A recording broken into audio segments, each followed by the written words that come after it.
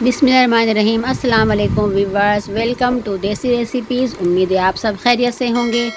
ये मैंने चने की दाल ली है 400 ग्राम। इसको मैंने 4 घंटे के लिए भिगो के रख दिया था और ये अच्छे से गल गई है। अब मैं इसके अंदर कुछ प्याज ऐड करूँगी जो मैंने एक बड़े साइज़ की ली है, और इसमें 1 tablespoon chilli flake add कर रही हूँ और हाफ़ टी स्पून पिसी हुई मिर्चें मैं इसमें ऐड कर रही हूँ, और 1 टेबल स्पून भर के मैं साबुत धनिया इसके अंदर डाल रही हूँ, और 1 टीस्पून पिसी हुई हल्दी मैंने इसमें ऐड की है,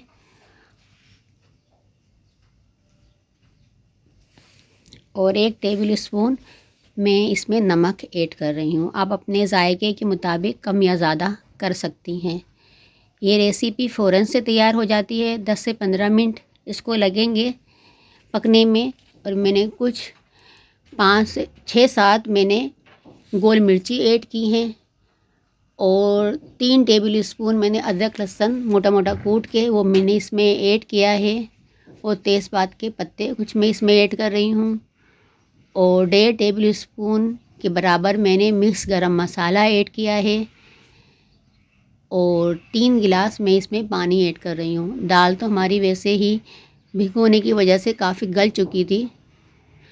अब मैं इसका फ्लेम खोल दूँगी और इसको गलने के लिए रख दूँगी। 10 मिनट के बाद मैंने खोल के देखा है तो हमारी दाल काफ़ी हद तक गल चुकी है। अब यहाँ पे ज़रूरत है इसको घोटा लगाने की। देखिए हमारी दाल पूरी तरह गल चुकी है। बस हम इसको यहाँ पे अच्छी तरह इसको घोटा लगाएंगे ताकि जो दाल साबुत है वो भी इसमें अच्छी तरह गल जाए। अब मैं 500 ग्राम बीफ का मैंने गोश्त लिया था, इसको मैंने नमक डाल के उबाल लिया था और इसका रेशे कर लिया। मैं इसमें ऐड करके और इसको यहाँ पे इस स्टेज पे अच्छी तरह इसको घोटूँगी ताकि ये सब एक जान हो जाए, और जो चने की दाल अभी थोड़ी सी मोटी है ये भी बिल्कुल अच्छे से मैश हो जाए। रमज़ान स्पेशल ऑफ़र में शामी कबाब मिनटों में तैयार करें। कम वक्त में ढेरों शामी कबाब बनाना अब बहुत ही आसान। अब ये तेज़पात के पत्ते मैं इसमें से यहाँ से निकाल दूँगी, और इसको अच्छी तरह घोटा लगाना है। डोई तो हर घर में ही मौजूद होती है, आप डोई की मदद से घोटा लगाएं या एक घोटने की मदद से आप घोटा लगा सकती हैं। देखें ये इसकी ये पोजीशन हो गई है, ये अच्छे से घुट गई है, दाल ज़रा सी भी नज़र नहीं आ रही है, और जो हमने गोश्त रेशा करके डाला था वो भी इसमें अच्छी तरह मिल गया है चने की दाल के साथ ही। ये हमारा मिक्सर शामी कबाबों का मिक्सर तैयार हो चुका है। आप ये बना के ट्राई कीजिएगा, फिर मुझे इसका फीडबैक ज़रूर दीजिएगा। अब मैं इसमें एक बड़े साइज़ का अंडा ऐड कर रही हूँ, और कुछ हरा धनिया और कुछ हरी मिर्चें मैं इसमें ऐड कर रही हूँ। हरी मिर्चें आप अपने टेस्ट के मुताबिक भी ले सकती हैं, कम खाती हैं तो कम, ज़्यादा खाती हैं तो ज़्यादा। और मैं एक प्याज बारीक काट के मैं इसमें ऐड कर रही हूँ, और 3 टेबल स्पून मैं इसके अंदर कॉर्नफ्लोर ऐड कर रही हूँ जो कि हमारी बाइंडिंग में मदद करेगा। और मिक्स गरम मसाला 1 टेबल स्पून मैं इसमें पीस के ऐड कर रही हूँ।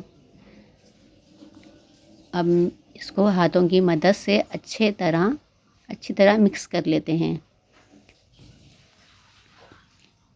रेसिपी को शुरू से आखिर तक देखिए ताकि कोई भी चीज़ आपसे मिस ना हो।